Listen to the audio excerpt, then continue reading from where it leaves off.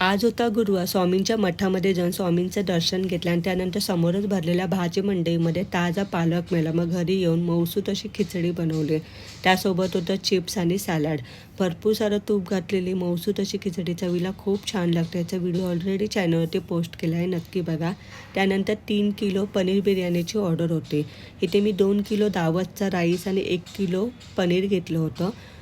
बिर्याणी केल्यानंतर त्याचं वजनी प्रमाण 3.5 ते पावणे 4 किलो भरतं. राईस भिजत घातला होता, तोपर्यंत कोशिंबिरीची तयारी करून घेतली आणि एका साईडला पाणी उकळत ठेवलं. पाण्याला उकळी आले की त्यामध्ये जिरे, खडे मसाले आणि भिजत ठेवलेलं राईस घालायचं आहे. वरून 1 लिंबू पिळून टाकायचं आहे. राईस 90% शिजला की मग पाणी गाळून घ्यायचं आहे. इथपर्यंत आली आणि मोबाईलमधला स्पेस संपला, त्यामुळे पुढचा व्हिडिओ शूट करताच आला नाही. पण क्लायंटला सांगितलं होतं की व्हिडिओ नाही तर फोटो तरी पाठवा. त्यांनी आवर्जून 1 मिनिटाचा का होईना पण व्हिडिओ पाठवला. भेटूया पुन्हा अशाच एका नवीन व्हिडिओमध्ये. तोपर्यंत काळजी घ्या. Bye bye.